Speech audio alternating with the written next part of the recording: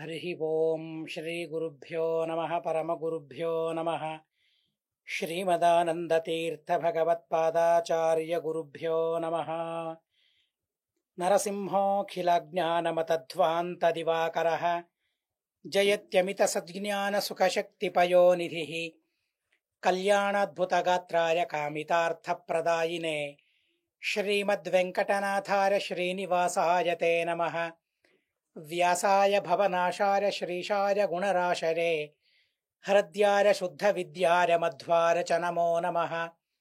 नौमिन्याय सुधादिकर्जरमुनीन् श्रीपादरत्सन्मणीन् व्यासार्यान् विविधागमाब्धिविहरान् श्रीवादिराजानपि वन्दे हंसवरान् रघूत्तमगुरून् वैदग्ध्यवारां निधीन् श्रीसत्यव्रतराघवेन्द्रमुनिपान् सद्बोधसध्यानपान् सत्याभिज्ञकराब्जोत्थान् पञ्चाशद्वर्षपूजकान् सत्यप्रमोदतीर्थार्यान् नौमिन्यारसुधारतान् शास्त्रेषु पारदृश्वानं शास्त्रज्ञेषु च वत्सलं दीनभक्तोद्धारकरं सत्यात्मानं गुरुं भजे।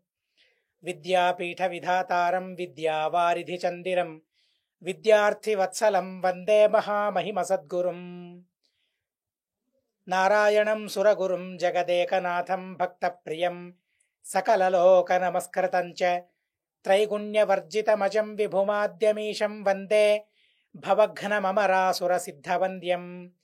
नारायणं नमस्कृत्य नरं चैव नरोत्तमं देवीं सरस्वतीं व्यासं ततो जरमुदीरये।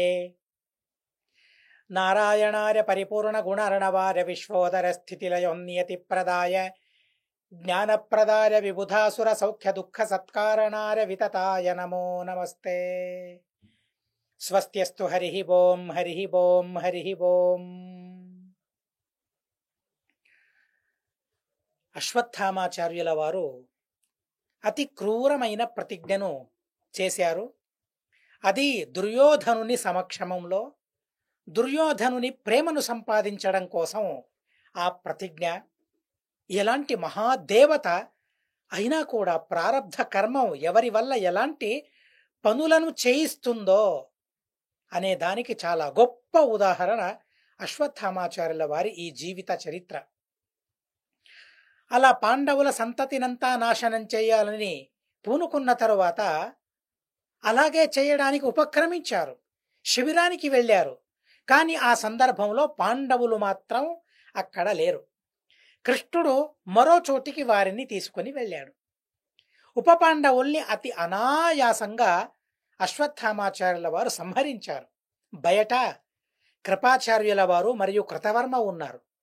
వారిరువురు కూడా నరమేధాన్నే చేశారు. అక్కడ బయటికి వెళుతున్న వారిని అసహాయకులైన వారిని అందరినీ పీడించి వారినందరినీ సంహరిస్తూ ఉన్నారు కృతవర్మ మరియు కృపాచార్యుల వారు.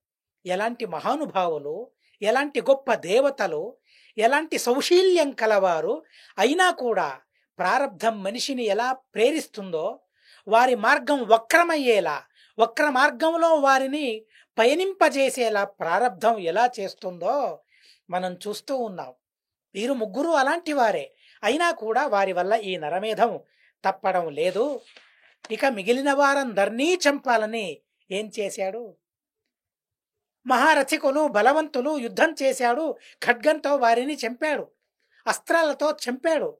మిగిలిన వారిని, అక్కడున్న స్త్రీలను, అక్కడున్న బాలకులను, అక్కడున్న వృద్ధులను ఎలా సంహరించడం? అందరినీ చెండాడుతూ వెళ్ళడమా? అందరి శిరస్సులను ఖండించడమా? మూకుమ్మడిగా అందరినీ చంపాలని అశ్వత్థామాచార్యుల వారు ఆలోచించి ఆ శిబిరానికి చుట్టూ అగ్ని పెట్టారట, నిప్పు పెట్టారట. నిప్పు రాజేసుకుంది. ఆ మంటలో అందరూ కూడా చనిపోతూ ఉన్నారు, చనిపోయారు. ప్రాజ్వాలయత్ తచ్చిబిరం సమంతాత్. బ్రతికి బయటపడాలని ఆరాటపడుతూ ఉన్నారు. ఎంత వేదన వారికి కలుగుతూ ఉందో ఆ మంట వల్ల, అగ్ని వల్ల, నిప్పు వల్ల. నిప్పంతా అంటుకుని ఉంది దేహానికి. అయినా ఎలాగోలా సంరక్షించుకోవాలని వారు ప్రయత్నిస్తూ ఉన్నారు. శిబిరం నుండి బయటికి వెళుతూ ఉన్నారు అసహాయకులై. జీవితాన్ని ప్రాణాలను చేతిలో పట్టుకొని పరిగెత్తుకుని వెళుతూ ఉంటే అక్కడ ఆ కృతవర్మ మరియు కృపాచార్యుల వారు నరమేధం చేస్తూ ఉన్నారు, అందరినీ సంహరిస్తూ ఉన్నారు. ఆ సందర్భంలో ధృష్టద్యుమ్నుని సారథి మాత్రమే మిగిలాడు. ఎలా మిగిలాడు? అదో ఆశ్చర్యం. కృతవర్మ ఖడ్గంతో ఆ సారథి యొక్క శిరస్సును చెండాడాలని ఖడ్గాన్ని ప్రయోగించాడు. కానీ త్రుటిలో తప్పించుకున్నాడు సారథి. తప్పించుకుని కింద పడిపోయాడు. రాత్రి అవడం వల్ల, ఇంకాస్త చీకటిగా ఉండటం వల్ల తను చనిపోయాడని భ్రమపడ్డాడు కృతవర్మ. తాను బ్రతికే ఉన్నాడని తెలుసుకోలేకపోయాడు. అలా అక్కడ నేను బ్రతికిపోవాలనే ఆశతో ఆ సారథి మాత్రం అలాగే నిశ్చలంగా పడిపోయాడు. ఇక కృతవర్మ మరొకరిని సంహరించే ప్రయత్నంలో ఉండగా, అన్యాసక్తితో కృతవర్మ ఉండగా, ఇదే అదను, ఇదే నన్ను నేను సంరక్షించుకోవడానికి సరి అయిన కాలం అనుకుని సారథి అక్కడి నుంచి లేచి ఎవరికీ కనపడకుండా మరో ద్వారం ప్రవేశించి ఆ ద్వారంతో బయటికి వెళ్ళిపోయాడు. అలా కృపాచార్య కృతవర్మల చేతికి కూడా చిక్కలేదు. నేరుగా ద్రౌపదీదేవి దగ్గరికి తను వెళ్ళిపోయాడు. వెళ్ళిపోయి ద్రౌపదికి అక్కడ జరిగిన నరభేదాన్ని గురించి వివరించాడు. ద్రౌపదికి చాలా దుఃఖం కలిగింది. ద్రౌపదీదేవి అంటే భారతీదేవి ముఖ్యంగా అక్కడ ఉన్నది. భారతీదేవికి ఇలాంటి వార్తల వల్ల దుఃఖం లేదు. భగవత్ సంకల్పానుగుణంగా అన్నీ అలా జరుగుతూ ఉంటాయి. అదంతా భగవంతుని సంకల్పం అని తనకు తెలుసు కాబట్టి, ఆ విషయం తనకు జీర్ణమయ్యింది కాబట్టి, జీర్ణం చేసుకోగలిగింది కాబట్టి, ఎవరి సంహారం వల్ల కూడా ద్రౌపదికి దుఃఖం అనేది లేదు. అది భగవంతుని వ్యాపారం అని తను లోపల అనుకుంటూ ఉంది. కానీ లౌకికంగా తను దుఃఖించాలి కదా, అలా లౌకికంగా తను దుఃఖించసాగింది.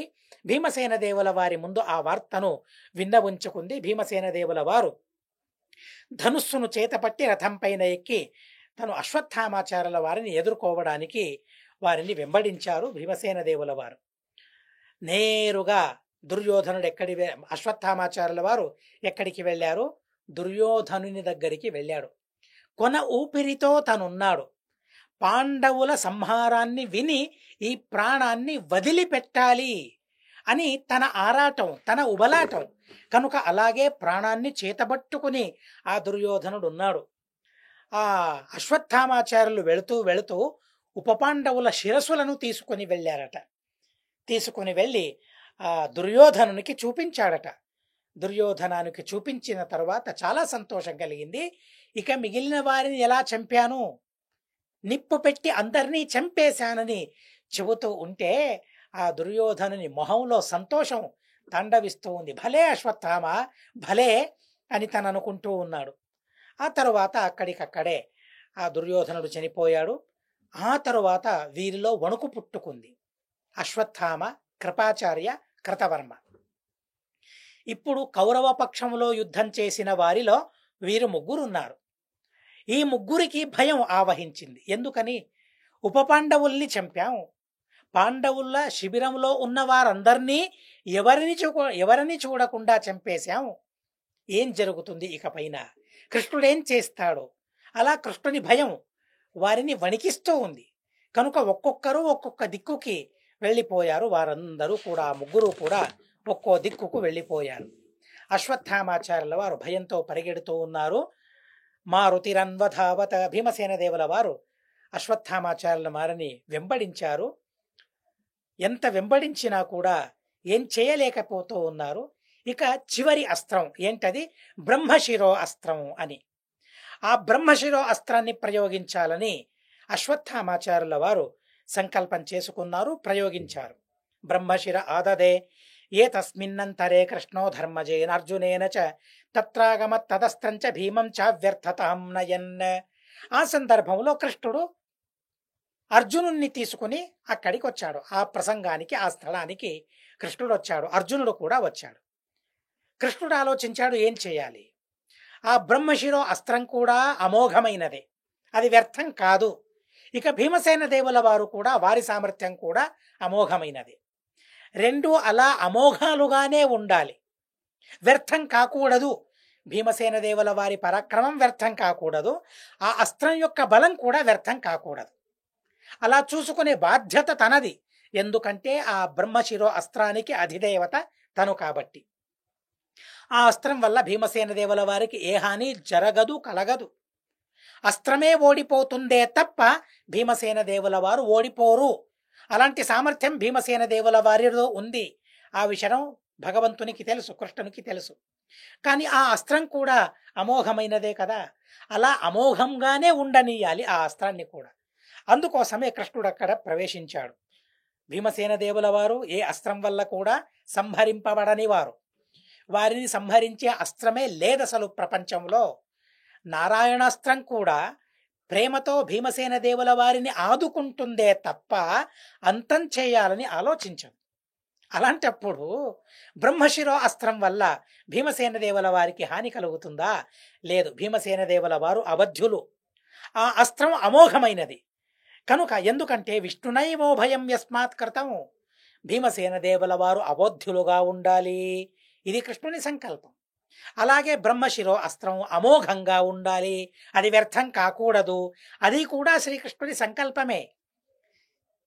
ఎవరు ఓడినా కృష్ణుని సంకల్పం ఓడినట్లు కనుక ఎవరు ఓడకూడదు అనే ఉద్దేశంతో భీమసేన దేవుల వారిని సంరక్షించడానికి కృతం భీమోస్త్రమేవ తత, మరియు ఆ అస్త్రాన్ని కూడా సంరక్షించుకోవడానికి శ్రీకృష్ణుడు అక్కడ ప్రవేశించాడు. ఆ బ్రహ్మశిరో అస్త్రానికి గాయత్రి మంత్రమే మంత్రం. అంటే గాయత్రి సిద్ధిని ఎవరు చేసుకున్నారో అలాంటి వారు గాయత్రి మంత్రాన్ని పఠించి బ్రహ్మదేవుల వారిని ధ్యానం చేసి వారిని ప్రార్థించి ఆ అస్త్రాన్ని ప్రయోగిస్తే ఆ అస్త్రం వల్ల శత్రు సంహారం జరుగుతుంది.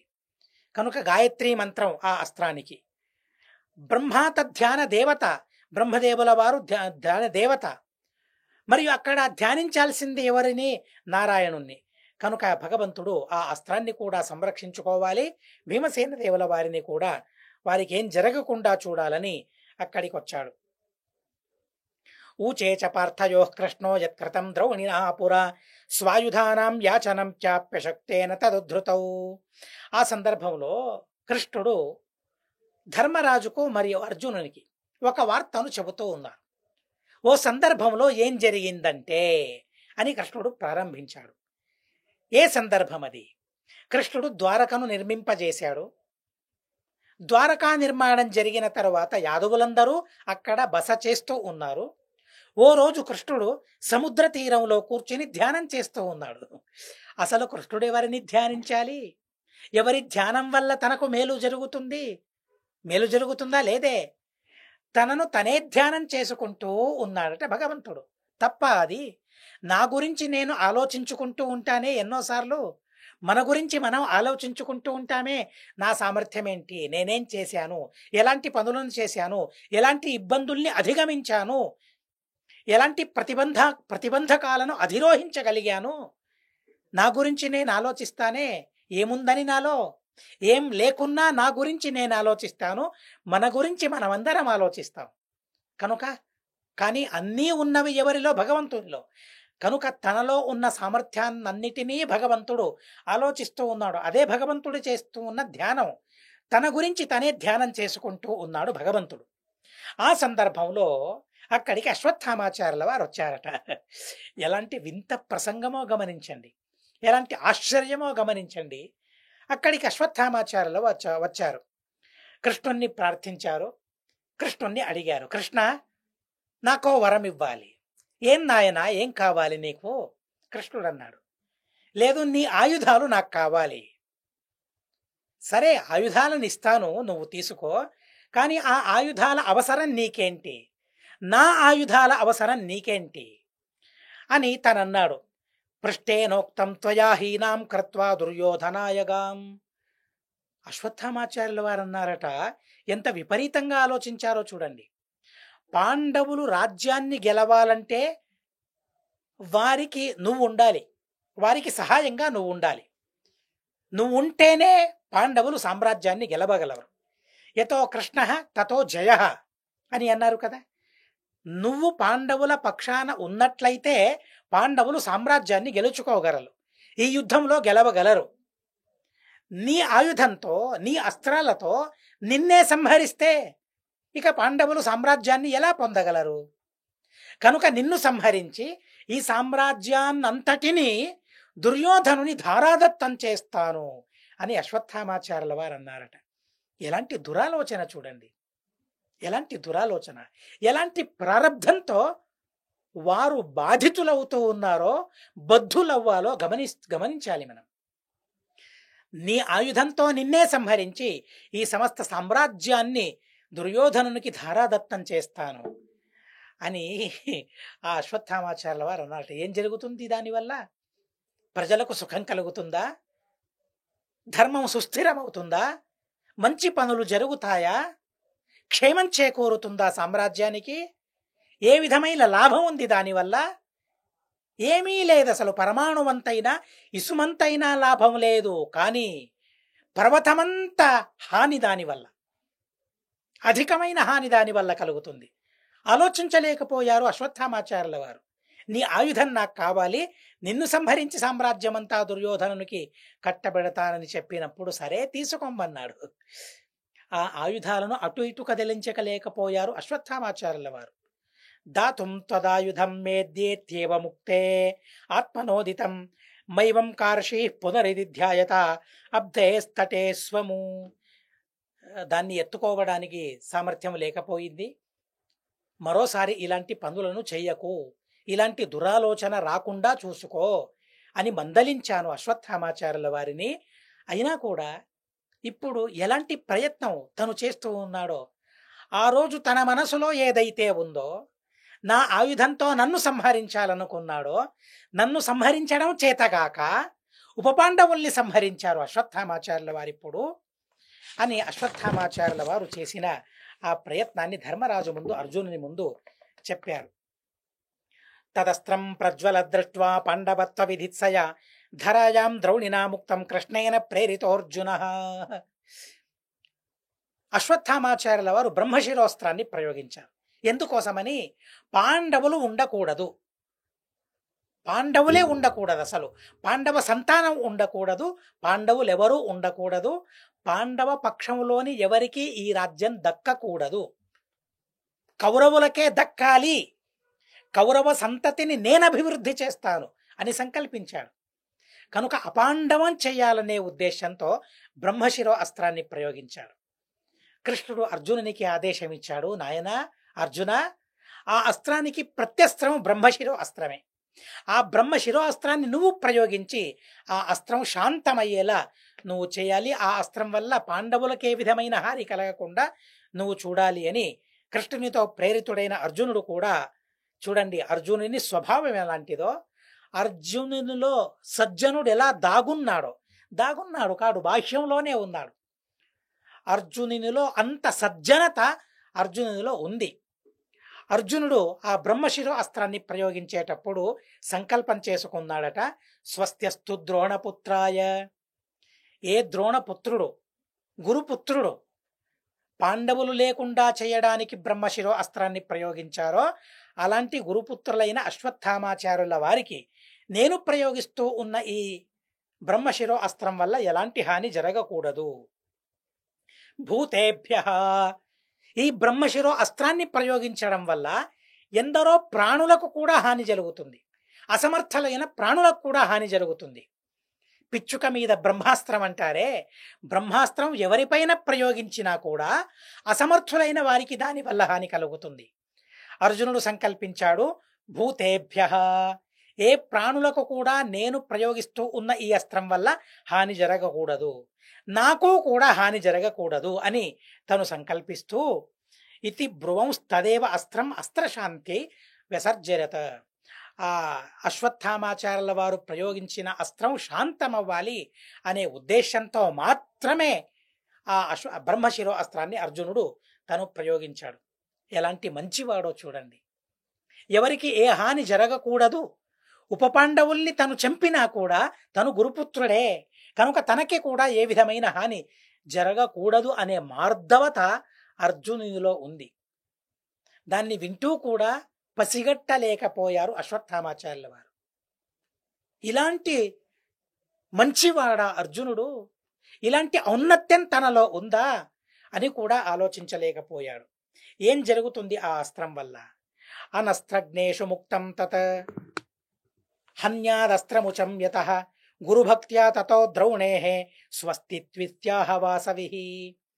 ఎవరికైతే అస్త్రం గురించి తెలియదో, అస్త్రం గురించిన పరిజ్ఞానం ఎవరికైతే లేదో, వారిపైన అస్త్రాన్ని ప్రయోగించినప్పుడు ప్రయోగించిన వారినే సంహరిస్తుందట. కనుక అస్త్రం గురించి క్షుణ్ణంగా తెలుసుకొని ఉండాలి. కనుక అర్జునుడు గురుభక్తితో అశ్వత్థామాచార్యుల వారికి క్షేమం జరగాలని, క్షేమం కలగాలని కోరుకున్నాడు.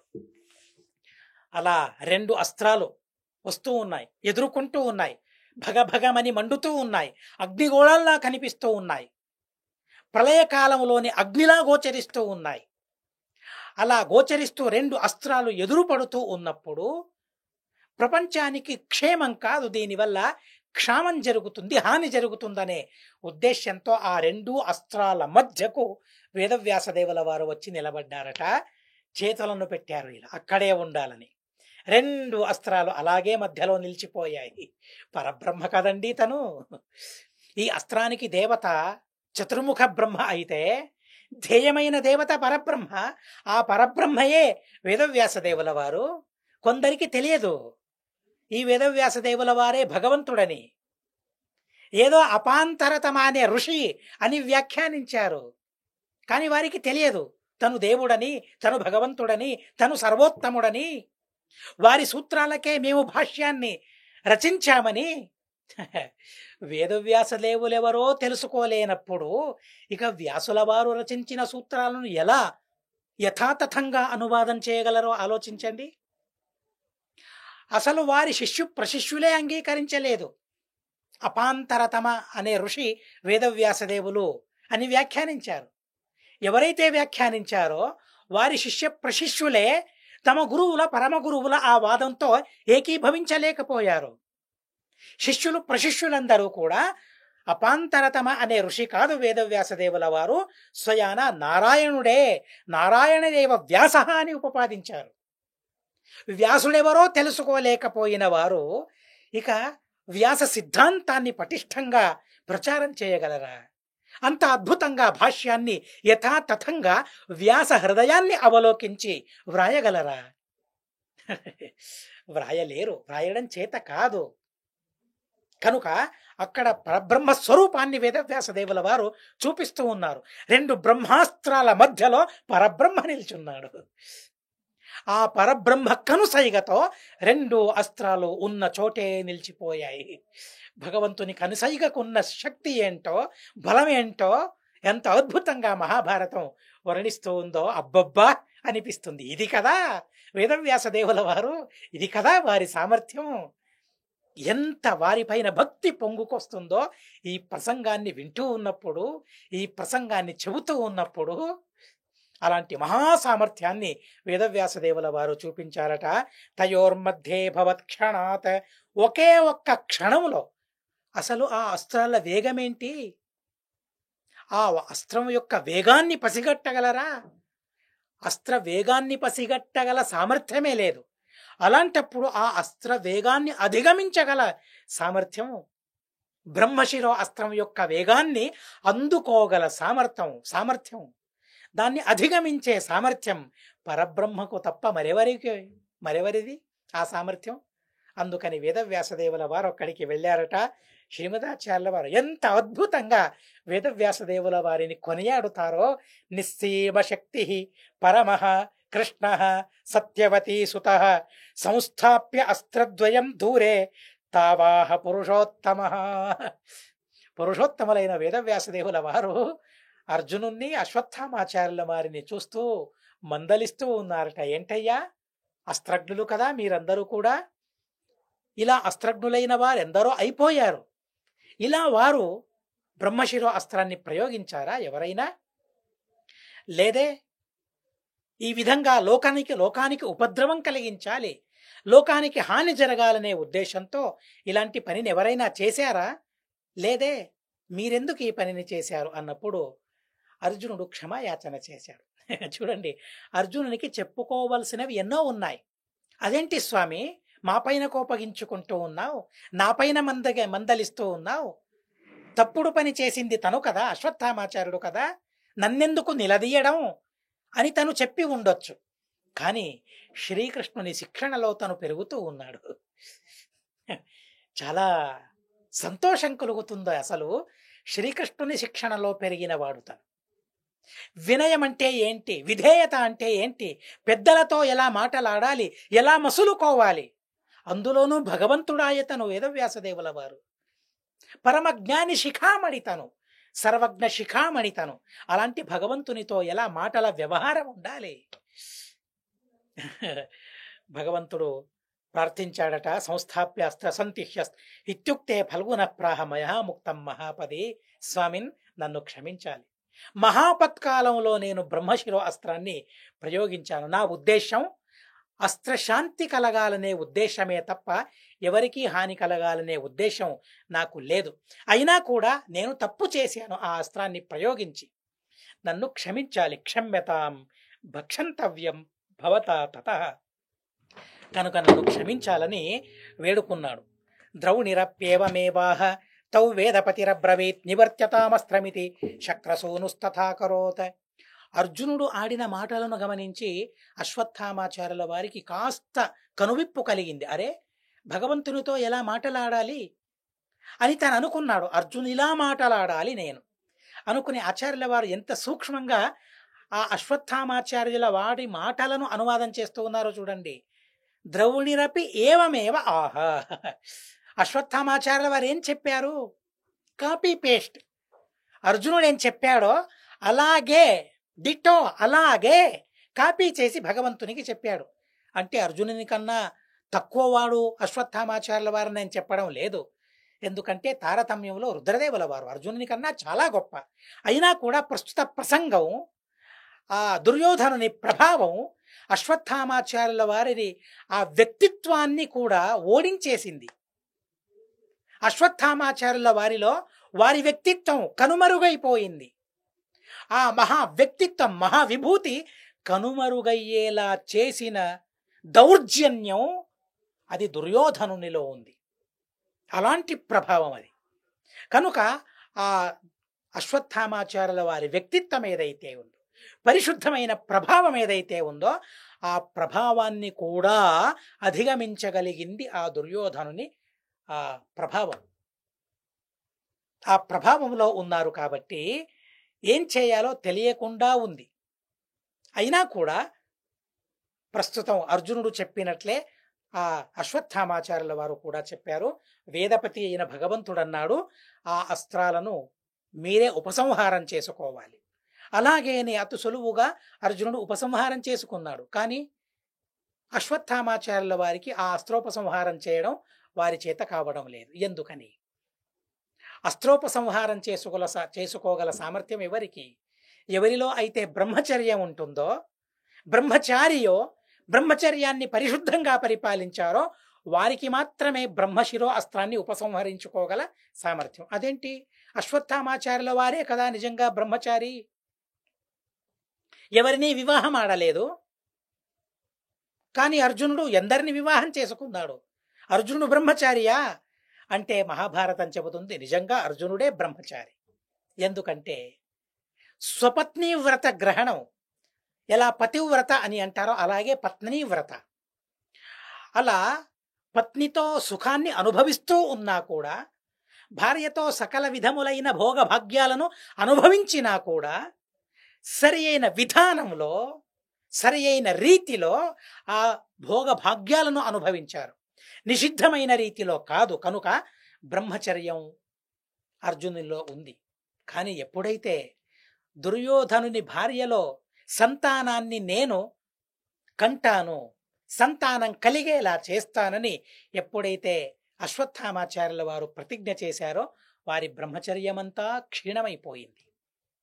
కనుక బ్రహ్మచర్యం లేదు అశ్వత్థామాచార్యుల వారిలో.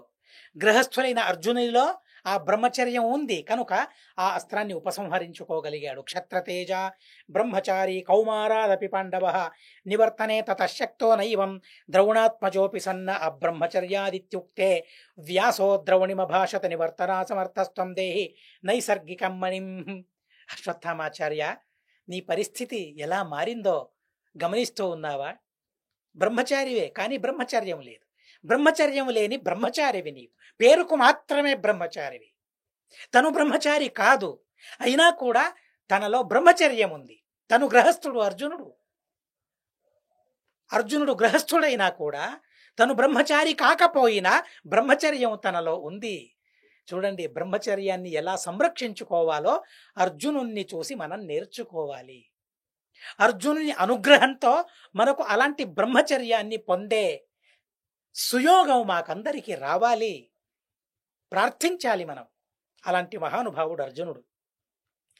చివరికి భగవంతుడు చెప్పాడు, వేదవ్యాసదేవుల వారు చెప్పారు, అశ్వత్థామ, ఆ అస్త్రాన్ని ఉపసంహరించుకోగల సామర్థ్యం నీకు లేనప్పుడు ఎందుకా మణి? నీ లలాటంలో సహజమైన మణి ఉండేదట. అశ్వత్థామాచార్యుల వారి లలాటంలో ఒక నొసట ఒక అద్భుతమైన మణి ఉండేదట. ఆ మణి నీకెందుకు? నైసర్గికమైన స్వాభావికమైన ఆ మణి నీకెందుకు? భీమసేన దేవుల వారు ఎప్పుడో నిన్ను ఓడించేశారు కనుక నువ్వు అస్త్రాన్ని విడిచిపెట్టావు. ఆ అస్త్రాన్ని ఉపసంహరించుకోవడం నీ వల్ల కావడం లేదు కనుక నువ్వో సంకల్పం చేసుకోవాలి. ఈ అస్త్రం వల్ల పాండవులకు ఏ విధమైన హాని కలగకూడదు అని అనమన్నారు, సంకల్పించుకోమన్నారు. భగవంతుని ఆదేశానికి అనుగుణంగా తను మూర్ధజం రత్నం, శిరసు పైన ఉన్న ఆ రత్నాన్ని కత్తరించి ఆ రత్నాన్ని భీమసేన దేవుల వారికి ఇచ్చారు. ఎలాంటి రత్నం అది? జరామరణ నాశనమైనది. ఆ రత్నం ఉండడం వల్ల ముదిమి అనేది దగ్గరికి రాదు, మరణం అనేది దగ్గరికి రాదు, ఆకలి కలగదు, దప్పికలు ఉండవు. దివ్యమైన గంధాన్ని ఎల్లప్పుడూ ఇస్తూ ఉంటుంది. గంధధ్వాంతహరం శుభం, శుభమైన ఆ మణిని తను భీమసేన దేవుల వారికి ఇచ్చేశాడు. అయినా కూడా సంకల్పం చేసుకోమన్నాడే, పాండవులకు ఏ విధమైన హాని ఈ అస్త్రం వల్ల కలగకూడదు. కానీ తనేమన్నాడు? పంచైవ పాండవాహ, 5 పాండవులు మాత్రమే బ్రతకాలి, వారిని మాత్రమే ఈ అస్త్రం పీడించకూడదు అన్నాడు. అంటే మిగిలిన పాండవుల్ని సంహరించాలనే కదా. వేదవ్యాసదేవుల వారు చెప్పిన మాటను కూడా ధిక్కరిస్తూ ఉన్నారు ఆ సందర్భంలో అశ్వత్థామాచార్యుల వారు. అస్త్రాదితి తతో వేదభర్త వాసవిమబ్రవీత్. ఆ సందర్భంలో ఆ అశ్వత్థామాచార్యుల వారి మాటలను విని వేదవ్యాసదేవుల వారు అర్జునునికి చెబుతూ ఉన్నారు, తాతముక్తం ద్రౌణినాపి త్వమేవాస్త్రం నివర్తరే ఇత్యుక్తస్థం ప్రణమ్యాహ సంజహార అర్జునోపి తత. వేదవ్యాసదేవుల వారు చెబుతారు, అర్జున, నువ్వే ఆ శస్త్రాన్ని ఉపసంహరించాలి. ఆ అస్త్రాన్ని ఉపసంహరించాలని ఆదేశించిన తరువాత ఆ అస్త్రాన్ని అర్జునుడు ఉపసంహరించాడు. అశ్వత్థామాచార్యుల వారు కృష్ణుణ్ణి విరోధించారు. ఈ సందర్భంలో కృష్ణుడు చెప్పాడు అశ్వత్థామాచార్యుల వారికి, అశ్వత్థామ, పంచ పాండవులు మరియు పాండవుల ఒక సంతానానికి ఈ అస్త్రం వల్ల హాని కలగకూడదు అని చెప్పవయ్యా. ఒకటి అధికంగా పాండవుల్లో పాండవ సంతానం ఒకటి, ఆ ఒక్క పాండవ సంతానానికి ఏ విధమైన హాని జరగకూడదు అని నువ్వు చెప్పాలి, సంకల్పించుకోవాలి అంటే అశ్వత్థామాచార్యులు అన్నారట, ఏంటి కృష్ణ, పక్షపాతమా? తను నీ మేనల్లుడని పక్షపాతమా? ఉత్తరాగర్భంలో ఉన్నవాడు నీ మేనల్లుడని నీకు పక్షపాతమా? భాగినేయస్య సంతతిం, అలాంటి నీ మేనల్లుని సంతతిని సంరక్షించుకోవాలని పక్షపాతం నీలో ఉంది కదా అన్నప్పుడు వాసుదేవుడు అన్నాడు, సరే నువ్వు అస్త్రం ప్రయోగిస్తావా? ప్రయోగించమన్నాడు. నువ్వు సంధించిన అస్త్రాన్ని, నువ్వు ప్రయోగించిన అస్త్రం వల్ల ఆ పాండవ సంతానానికి ఏ విధమైన హాని జరగకుండా నేను చూసుకుంటానన్నారు వాసుదేవుడు, శ్రీకృష్ణుడు. అక్కడ కూడా కృష్ణుణ్ణి విరోధించాడు. పరీక్షితుణ్ణి నేను సంరక్షించుకుంటానని భగవంతుడు కోపగించుకున్నట్లు నటించాడప్పుడు. అశ్వత్థామాచార్యుల వారిపైన క్రుద్ధ ఇవ ప్రభు, కాస్త మందలించాడు, కోపగించుకున్నాడు కృష్ణుడు. చూడండి, కృష్ణుని కోపానికి గురి అయిన వాడు అశ్వత్థామాచార్యుల వారు. అలా కళ్ళెర్ర చేసి కృష్ణుడు చూశాడు. కృష్ణునికి కోపం అనేది లేదు. ఆ కోపం కూడా జ్ఞానాత్మకమైనది, ఆ కోపం కూడా ఆనందరూపమైనదే. కోపం వల్ల ఏ విధమైన హాని కృష్ణునికి కలగదు. కానీ మనకలా కాదు. కోపగించుకున్నప్పుడు మనకే హాని కలుగుతుంది. కృష్ణునికి ఏ విధమైన హాని జరగదు. కోపం ఉంది కృష్ణునికి, కానీ అది ఎలాంటిది? ఆనందరూపమైన కోపం అది. ఆ కోపం వల్ల శోకం అనేది తనకు కాదు, శోకం అనేది కలగదు. అలాంటి చిత్రమైన కోపం. సరే, కానీ ప్రస్తుతం అశ్వత్థామాచార్యుల వారి పైన కోపగించుకున్నాడు. నా వీర్యాన్ని చూడమన్నాడు. నువ్వు ఎలాంటి శక్తిని ప్రయోగించినా కూడా పాండవుల ఆ సంతానం 1000 సంవత్సరాల వరకు సురక్షితంగా ఉంటుంది. ఇది నా సంకల్పం అని శ్రీకృష్ణుడు సంకల్పించుకున్నాడు. నీ దుష్కృత్యమేంటో నాకు తెలుసు, నీ దురాలోచన ఏంటో నాకు తెలుసు, నీ దురాలోచన సాగదు నా ముందు అని భగవంతుడు చెప్పాడు. మదాగ్నజాసా విఫలా భవిత్రి వాంఛాముముక్షా విముఖస్య విష్ణోః యథైవ తేనైవ నరాధిరూఢ గమ్యస్తవస్యాన్న చ భూమి భాగః. నీకెలాంటి దుఃఖం కలుగుతుందో వినవయ్యా అశ్వత్థామ, కృష్ణుడు చెబుతూ ఉన్నాడు. నా ఆజ్ఞ ఉండడం వల్ల నీ అభిలాష వ్యర్థమవుతుంది. ఎలా? భగవద్విముఖుడైన వారికి మోక్షం పొందాలనే ఆశ ఎలా నాశనమవుతుందో, ఆ ఆశ ఎలా పూర్ణమవ్వదో, ఆ ఆశ ఎలా చేకూరదో, అలాగే నీ ఆశ కూడా అది సఫలమవ్వదు. పాండవ సంతానాన్ని సంహరించాలనే నీ ఆశ కూడా సఫలం కాదు, ఫలించదు అన్నారు. అలాగే నీకు ఇలాంటి దురాగతాల వల్ల, ఇలాంటి పాపం వల్ల నీకెలాంటి హాని జరుగుతుందో, ఎలాంటి అవస్థ కలుగుతుందో దాన్ని కూడా చెబుతాను. నరాధిరూఢ, నీకు నడవడానికి కూడా చేత కాదు. ఒక మనిషిపై నువ్వు కూర్చుండి ఎక్కడికైనా వెళ్ళగలుగుతావు. భూప్రదేశమంతా ఎక్కడికైనా వెళ్ళగల సామర్థ్యం నీకుండదు. ఎక్కడికి వెళ్ళడం నీ వల్ల కాదు. భూప్రదేశమే నీకు అగమ్యమవుతుంది అని చెప్పాడు. దుర్గంధం నిన్నావరిస్తుంది,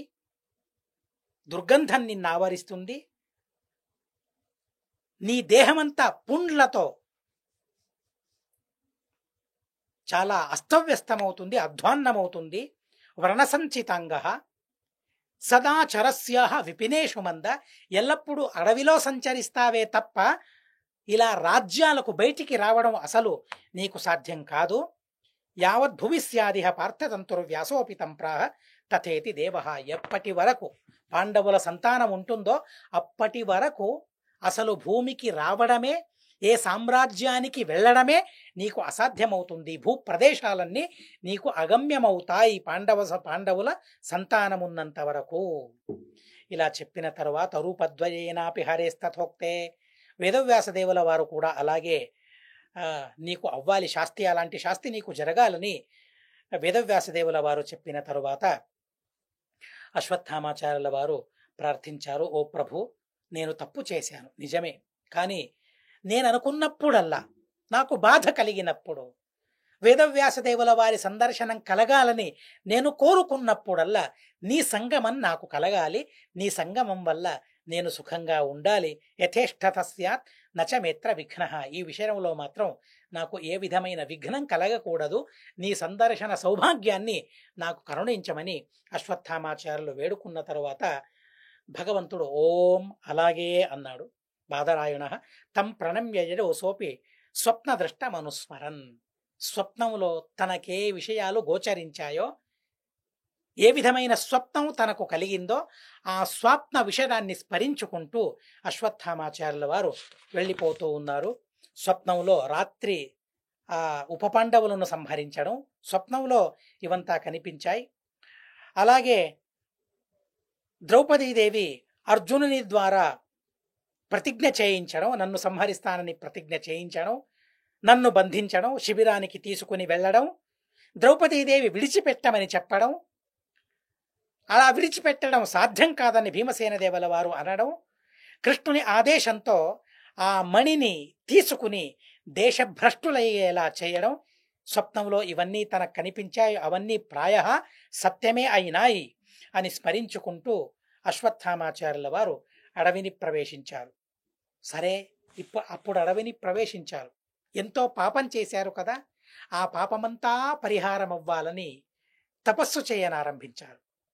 సకృష్ణోక్తమపి ప్రాప్య బాదరాయణ శిష్యతాం ప్రాప్యోత్తర ద్వాపరే చ వేదాన్ సంవిభజిష్యతి.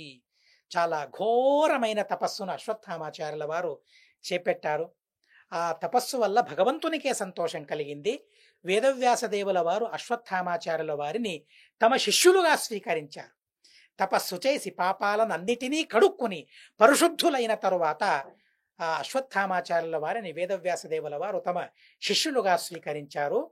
ఇక పైన ఏ ద్వాపరయుగం వస్తుందో, ఇక పైన కల్పంలో ఏదైతే ద్వాపరయుగం వస్తుందో, ఆ ద్వాపరయుగంలో ఈ అశ్వత్థామాచార్యుల వారే వేద విభాగాన్ని చేసి వేదవ్యాసదేవుల వారి పరమ ప్రీతిని సంపాదించుకుంటారు. అలాగే ఆ ముందు కల్పంలో సప్తర్షులలో ఒకరి వేదవ్యాసదేవుల వారి అనుగ్రహంతో కృష్ణుణ్ణి ప్రేమించి భక్తితో కృష్ణుణ్ణి ఆరాధించి మూల రూపమైన రుద్రదేవుల వారితో అశ్వత్థామాచార్యుల వారు ఐక్యాన్ని పొందుతారు అనే విషయాన్ని ఆచార్యుల వారు ఇక్కడ చెబుతూ ఉన్నారు. ఆ తరువాత కృపాచార్యుల వారి పరిస్థితి ఏంటి? కృతవర్మ ఎక్కడికి వెళ్ళిపోయాడు? వారిరువురు ఏ పనులను చేశారు? పాండవులు ఎలా ఉన్నారు? ఈ విషయాలన్నిటినీ మళ్ళీ క్రమంగా తెలుసుకుందామని చెబుతూ అస్మద్గురువంతర్గత తాత్విక దేవతాంతర్గత భారతీరమణ ముఖ్య ప్రాణాంతర్గత శ్రీకృష్ణార్పణమస్తు. అక్షరం కర్మ యస్మిన్ పరే స్వర్పితం ప్రక్షరం యాంతి దుఃఖాని యన్నామతః అక్షరోజో అజరః సర్వదేవామృతః కుక్షిగం యస్య విశ్వం సదా అజాదికం ప్రణరామో వాసుదేవం దేవతా మండలాఖండ మండనం. హరి ఓం హరి ఓం హరి ఓం.